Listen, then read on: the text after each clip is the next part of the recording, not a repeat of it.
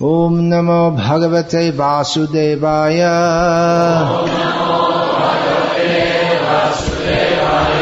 Om Namo Bhagavate Vasudevaya. Om Namo Bhagavate Vasudevaya.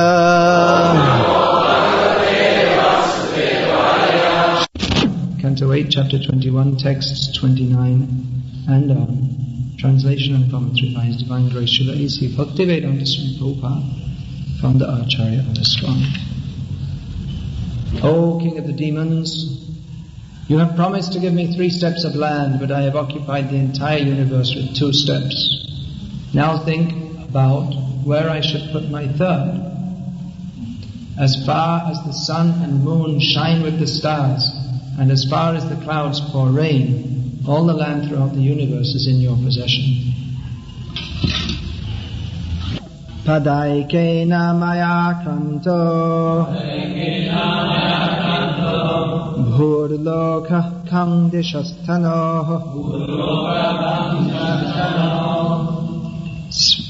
svaralokaste dvitiyena Pashyataste svamatmana. And with my body I have occupied the entire sky and all directions. And in your presence with my 2nd step I have occupied the upper planetary system. Purport. According to the Vedic description of the planetary system, all the planets move from east to west. The sun, the moon and 5 other planets such as Mars and Jupiter orbit one above another. Vamanadev, however, expanding his body and extending his steps, occupied the entire planetary system. The proposition seemed ridiculous. 3 steps of land by his own measurement. And you might think, what was the purpose of him walking all the way to the Yagya arena of Bali Maharaj? You have to walk. For him, it's quite a big job being so small. You had to walk all the way there just to ask for 3 steps of land. And his 3 steps is nothing. It's ridiculous. It's not even worth. Nowadays, if you have to register land, you have to go through so many legal procedures. Can you imagine? Register, of course, in some place like downtown Bombay or New York or Tokyo, 3 steps of land is probably worth about 50 crores of rupees or something. But just in the open field, 3 steps of land, it's not even worth putting a fence around. It's just such a small amount. In fact, if you put a fence, then there'll be no space for anything else because the fence will occupy everything. So it seemed like a ridiculous proposition, but the Supreme Lord, being Anorani, Anmahato Mahi, and the smallest of the small and the greatest of the great, finished everything up in 2 steps. He could have finished everything up in 1 step. Just having a little fun here. And in doing so, he has left for us in the Srimad Bhagavatam some knowledge of astronomy. We talk of Vedic astronomy, but it's just like saying when you talk of Vedic knowledge, it's almost meaningless to say. Just like the word came up, Prabha Vishnu. You say Prabha Vishnu means Vishnu is powerful. It's known that Vishnu is powerful. So if we say knowledge, Vedic knowledge, what does that mean? It means knowledge. And outside of that is not knowledge. It's Veda must be knowledge. And knowledge must be Veda. So we can't talk of Vedic ignorance or we can't talk of non-Vedic knowledge because anything which is not Vedic is not knowledge. So when we speak of Vedic astronomy, it means that which is received through the Vedic literatures, the knowledge of astronomy. But actually the position of is not that because someone else has a different opinion. Someone looks through their Hubble telescope and thinks whatever they think through looking through their telescopes. But that is called astronomy, but actually it's not astronomy, it's just the astronomical foolishness of thinking they know everything. But astronomy means exactly what's going on. So what's in the Vedic literature, that means when the Vedic literature says this is this planet, it's like this is this planet, it's like this, it moves like this, that is astronomy. You get the point that the way the stars are moving, they're moving. And if you have a different opinion, that's wrong. Just like here it said that all the planets move from east to west. So actually the planets move from east to west. If the modern astronomers have a different idea, which I think they do, they think it moves the other way. But they're wrong. And even if you think they may think they're right, but what is correct is correct. Just like so many times people ask us, what do you believe? Do you believe this or that? I always answer, it doesn't matter what I believe, because I'm a tiny, insignificant little soul subject to the 4 defects of conditioned soul. So we want to know what is the fact. It's not a question of belief. Do you believe in God? As if I believe in God, therefore God exists. And everyone's entitled to their own opinion. But either God exists or He doesn't. Actually, there's not even any question of whether God exists. It's just whether one accepts or he's such a fool, he doesn't accept it. It's not that everyone's opinion is all the same. This is modern liberal idea. We should respect everyone's opinion and everything is just all this, he's also a person and he has a democratic right. These nonsense ideas. Everyone has a democratic right to think and do whatever they like. It is nonsense. Human beings should be directed by the Vedic injunctions. Not that this is putting ourselves on the level of God. What do I believe? What do I think? What do you think? As if you are on the same level as God. But when Krishna says several times in Gita, this is my opinion, that is a fact. And what is our opinion, if it's different from that, is nonsense. All knowledge is there in the Vedic literature. There's no need for us to go, I believe this, I believe that. That is typical of the inductive method of receiving knowledge. It means you gather information by your senses and then you try to work out what's going on. You try to understand. This is just like the blind man and the elephant. One holds onto the trunk, one holds onto the legs, one holds onto the tusk, another, and they all have a limited idea of what an elephant is because their sensory perception is not perfect. And their limited idea, they extend their limited idea to the whole, and therefore one person thinks that an elephant, the one who grabs the tusk, is some kind of curling, hard horn, and someone who grabs the body thinks it's just like some big mass. They all have an incomplete idea, which is therefore incorrect. And they say, I believe, it's my opinion. They're playing God. This idea of saying, I believe, my opinion, everyone's opinion is as good as everyone else. If you think that everyone's opinion is as good as everyone else, that just means you're admitting ignorance. Because facts are facts. They cannot be changed. And it doesn't matter what people believe. Therefore we have to go to the Vedic knowledge. That Vedic knowledge means we accept it with our intelligence. It doesn't mean we're just a fool. You accept it with your intelligence. That doesn't mean you don't apply your intelligence to understand. That is called deductive knowledge. That means you take the Vedic knowledge and you understand it with your intelligence. But this idea that, especially we see like in the universities, the young kids, they don't know anything. They came out of their mother's diapers and into the college, and they don't know anything about life. And they're studying some subject and they think, oh, I know so many things. So this pride is ignorance. It's simply a manifestation of pride to think, I know, or this idea, very liberal, yes, we're being very fair to everybody, let everyone believe what they like. This is completely nonsense. Because, of course, if we say this, then people become upset. But actually, it remain upset. Because people in the modern age, they're brought up in this way to think that everyone should have their own opinion and everyone's equal. Therefore, we may have to speak with them on the platform of logic. But actually, the logic is not the ultimate pramana. It's not the ultimate evidence. Vedic injunction, that is the ultimate pramana. This idea, everyone is equal, it's another nonsense idea. Everyone is equal. Then why have an election for the president? Just pull out any rickshaw wallet and make him the temple, not the temple president, the president of the. That's another nonsense to think that everyone's on the same level in the temple. Also, Bhakti Bozo joined 3 days ago, and some Bhakti birthday, and sannyasi and devotees been in the movement. 30 years, and it's all the same.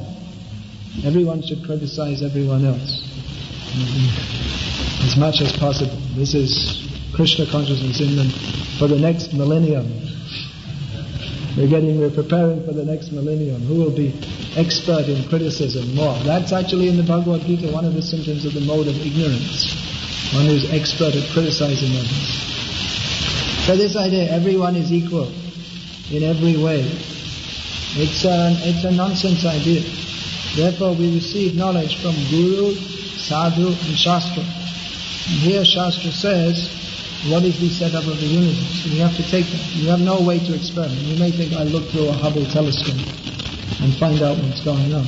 But they all, I read this in some magazine, there are 200 theories of the origin of the universe by astrophysicists. And how many astrophysicists are there in the world? Probably not much more than 200. So what do they know? What do they know by looking through their Hubble telescopes? They're simply speculating. They see, even what they see, they can't be sure of what they're seeing, and then how they interpret it.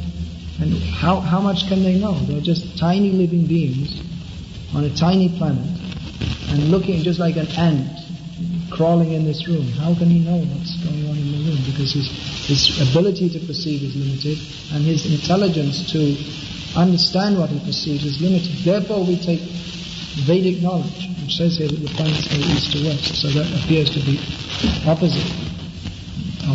Planets are moving. That appears to be opposite to modern knowledge, but if the Shastra says, then Shastra says. That may be from Brahma's point of view. From our point, it's just like that example I was given the other day. You can be watching a live telecast of a race, and on two screens, and on one screen everyone's running this way, and on the other screen they're all running the other way. So how is it possible? Because the cameras are on different sides of the race. So from one side it looks like they're all running right to left, and the other side it looks like they're all running left to right. It's just a different perspective, that's all. So we get Vedic astronomy here in the Bhagavatam. Some interesting points that Vamandev is saying that all the land throughout the universe is in your possession, as far as the sun and moon shine with the stars, and as far as the clouds pour rain. Now the Bhagavatam 5th canto gives description of an empty part of the universe, a huge vast area beyond the planetary systems. The whole planetary systems are surrounded by the Lokalok mountain, and beyond that there's a huge empty area where the sun does not shine. So that when we speak our concept of the universe, means all the planets and stars and everything's going on. And beyond that, there's a huge empty space. And then beyond that is the covering of the universe. And the coverings, each covering is 10 times thicker than the other. So actually, when we say the universe, we're talking about the inhabitants. They don't perform any auspicious religious activities.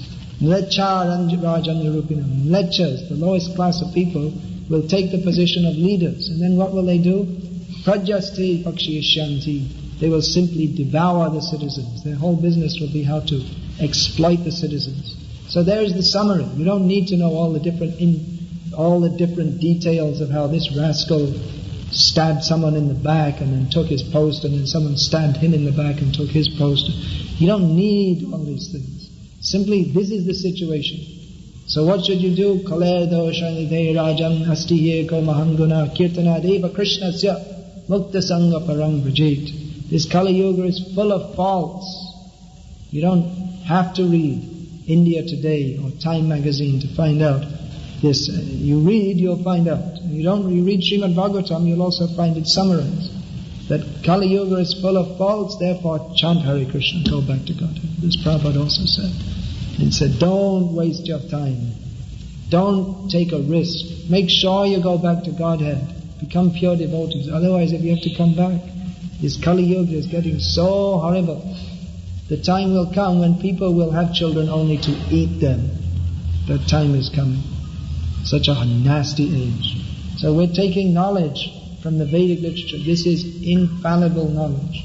This is correct. This is Vedic, Veda Vakya. This is correct. We don't need to hear from so many different fools and rascals whose knowledge must be covered. However many telescopes, microscopes, and how many Nobel Prizes they have, they're always wrong. They're never going to understand what the situation in the universe is, because the knowledge is denied to them. Only they have by the grace of Maya, they have what they think is knowledge, but it's not knowledge. They'll never know perfectly. One who reads Srimad Bhagavatam, he immediately gets perfect knowledge of everything. So what is the knowledge given in Bhagavatam? What is the knowledge given in Shastra? Some knowledge of the universe. This is like this is like that. And then what? Chant Hare Krishna. What is the summary? Dukhalayam ashashvatam. This material world is miserable and temporary. Therefore, natnuvanti mahatmana. What is that verse? They don't come back again. There are those who are mahatmas. They don't come back again to this material world because they know it is miserable. They make a program to get out. So Vamandev very kindly took away the whole universe from Bali Maharaj, so that he didn't have to be preoccupied with managing it. And instead, he got the association of Lord Vamandev in the Sutala planet.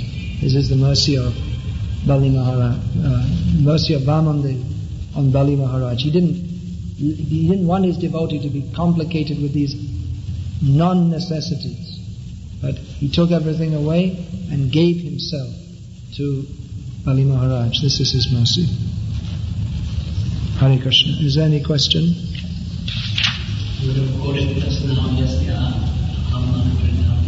What is that verse? Oh, that's quoted in the... yeah, but this is given in the previous verse, which I commented on to some extent. 2 days ago. 2 days ago. Yeah, of course. This Yasyahamana Grihanami Harishe Taddanam Shanai Tato Dhanam Tyajantyasya Swajana Duka Dukitam. This verse is, you could say like this verse is the motto of the whole Bali Maharaj story, that Krishna says that whoever I give my mercy to, I take away all their possessions. And then his family members, seeing him bereft of everything, reject him. Actually, in this verse, Krishna says, Shanai, I gradually take away. But in this case, he didn't gradually take away. It was very sudden. Just all of a sudden, took everything away. So, no, Shanai. Just like in Gita, Shanai Ruparamed Dritya Buddhi Grahitaya. Gradually. Shanai Ruparamed Dritya Buddhi.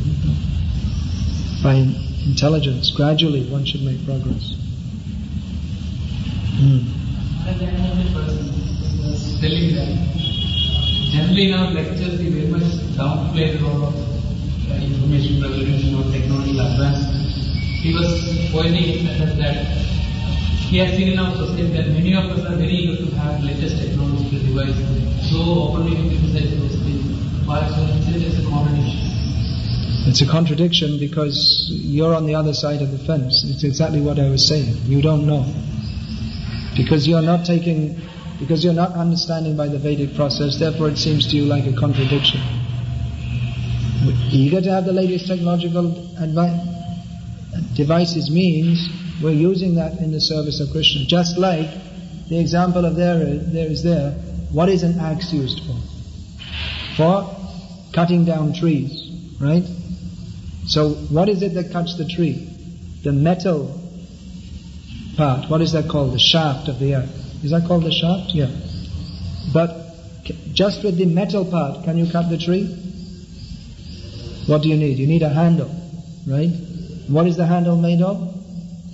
It's made of wood. So you use the wood to take the axe and cut the tree.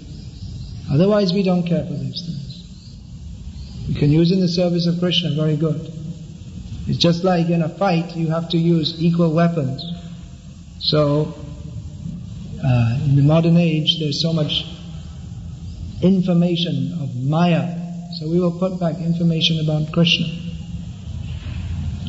That's all. Otherwise, in themselves, we don't care for these things.